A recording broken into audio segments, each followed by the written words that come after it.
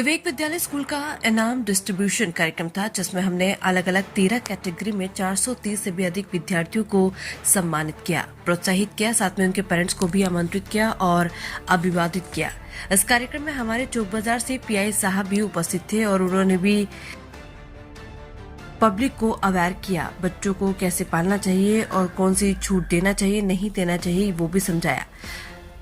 Trustee Dilip रक्षाया ने बताया कि खुशी व्यक्त कर रहा हूं कि करीब 1800 बच्चों से लेकर आज 430 जैसे बच्चे इनाम के पात्र हुए। आगे फ्यूचर में हम और ज्यादा बच्चे इनाम ले सके, ऐसे अलग अलग एरिया में वर्क करेंगे, जैसे कि हमारे school blood donation camp, physiotherapy camp, आंखों के कैंप और बच्चों के शारीरिक विकास के लिए रहमत उत्सव का भी आयोजन कर रही है। इस खेल मेले में सभी बच्चे पार्टिसिपेट भी होते हैं और पूरे एरिया के बोर्ड के सभी कारपोरेटर भी हाजिर हुए थे। उनकी उपस्थिति में इनाम वितरण हुआ था। साथ ही जाने माने एडवोकेट और सभी न्यूज चैनल के प्रेसिडेंट थे, वो भी हाजिर रहे। उनके साथ 24 न्यूज के साथ एंट्री भी उपस्थित थी। सभी के बीच में विवेक विद्यालय आज प्रगति के दौर पर है और अपनी नए स्कूल से विद्यालय चुके धनमोड़ा 4 रास्ता कतार गांव में शुरू करने जा रहे हैं। तो ये सब इसी पेरेंट्स की बदौलत हुआ। साथ ही हमारे प्रिंसिपल, टीचर्स और सभी ट्रस्टी जो इस इनाम वितरण कार्यक्रम में पूरा सहयोग देकर इस कार्यक्रम को सफल किया। हमारे मुख्य मेहमान थे चौक बाजार के पी साहब, जो हजारे के सबको अवगत किया आने वाले समय में क्या क्या हमें ध्यान रखना चाहिए बच्चों के लिए, हमें आगे जाकर और बच्चों को अच्छा एजुकेशन मिले और सूरत का, गुजरात का और भारत का नाम एजुकेशन लेवल पर आगे बढ़े, इस दिशा में काम करेंगे। मैं बहिन फंबल, बच्चों को अच्छा एजुकेशन मिले और सूरत का, गुजरात का और भारत का नाम एजुकेशन लेवल पर आगे बढ़ाए। जी, आपનું નામ? મારું નામ હેતલ ગોહિલ છે। તમારું બાળક કઈ શાળામાં ભણે છે? મારું બાળક અહીંયા વિવેક વિદ્યાલય શાળામાં ભણે છે। શાળાનો અભિપ્રાય કેવો રહેશે તમને? શાળાનો અભિપ્રાય ખૂબ જ સરસ છે। ઓછી ફીમાં બહુ સારું એજ્યુકેશન આપવામાં આવે છે અને જસ્ટ એજ્યુકેશન જ નહીં, પણ એજ્યુકેશનની સાથે સાંસ્કૃતિક કાર્યક્રમ અને અધર એક્ટિવિટીમાં પણ ખૂબ જ સપોર્ટ આપવામાં આવે છે અને કોઈ જ એક્સ્ટ્રા ફી લેવામાં આવતી નથી અને પેરેન્ટ્સની હર મહિને મિટિંગ થાય છે, જેથી અમને અમારા બાળકની દરેક અપડેટ પણ મળતી રહે છે અને સ્ટાફનો, ટ્રસ્ટીગણનો, પ્રિન્સિપલનો ખૂબ જ સારો સપોર્ટ છે કે જેવો અમે ક્યારેય પણ ફોન કરીએ, કંઈ પણ વાત હોય, અમે જો સ્કૂલે પણ આવીએ છીએ તો પણ અમને બહુ જ વ્યવસ્થિત રીતે આન્સર આપે છે અને અમારા બાળકનું એજ્યુકેશન લેવલ પણ દિવસે ને દિવસે આગળ વધે છે। જેમ કે એનું બાળપણથી જે પર્સન્ટેજ હતા અને આગળના ધોરણમાં એના અલગ પર્સન્ટેજ અને દરેક વિષયમાં અલગ અલગ શિક્ષકો અલગ અલગ માહિતી આપી અને અલગ પ્રવૃત્તિઓ કરાવી અને અમારા બાળકનું ખૂબ જ સારું ભવિષ્ય બનાવી રહ્યા છે। આપની શાળા કયા વિસ્તારમાં આવેલી? અમારી શાળા કતારગામ વિસ્તાર મેઇન રોડ પર આવેલી છે। જી, ઓકે, થેન્ક્સ। વાલી જી, આપનું નામ?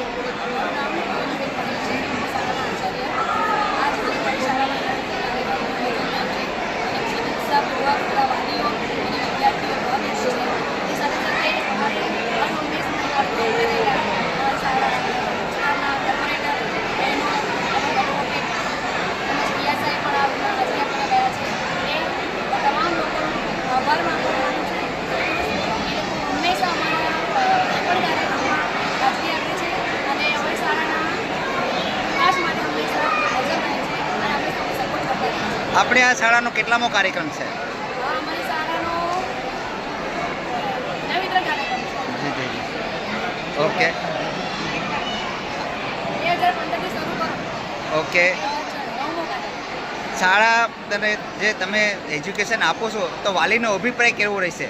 વાલીનો અભિપ્રાય તમે જોઈ શકો છો પાછળ ટીમ કે ઇનામ વિતરણ કાર્યક્રમ એવું નથી કે માત્ર 450 વિદ્યાર્થીઓ ઇનામ છતાં પણ આપણી સ્કૂલના પેરેન્ટ્સ એ ઉપસ્થિત છે અને બાળકોનો ઉત્સાહ વધારી રહ્યા છે। તો એમનો અભિપ્રાય એવો છે કે ભાઈ અમારે જેમ બને તેમ બાળકોને ઓછા ફીમાં એકદમ સારું અમે શિક્ષણ આપી શકીએ અને તેથી આ લોકો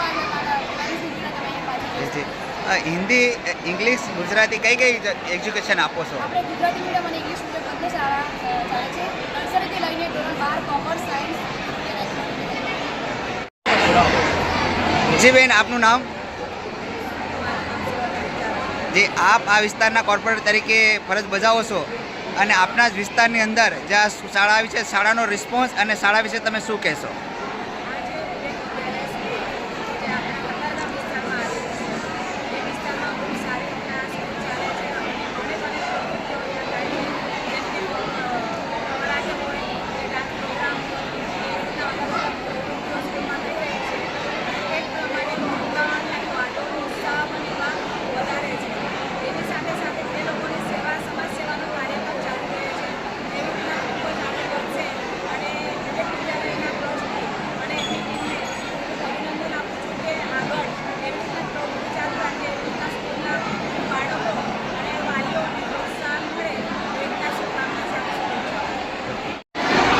જી સર, આપનું નામ?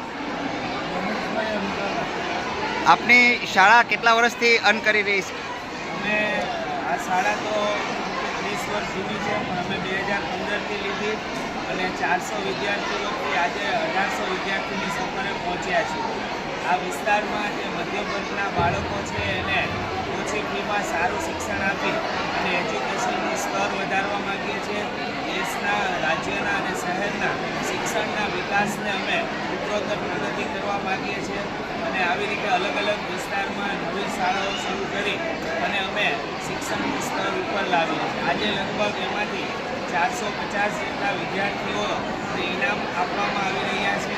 સમગ્ર ટ્રસ્ટીગણ, આચાર્યશ્રી અને શિક્ષકગણના સહકારથી આ કાર્યક્રમ અમે પાર પાડીશું અને ઉત્તરોત્તર આ વિદ્યાર્થીઓની સંખ્યામાં વધારો થઈ રહ્યો છે.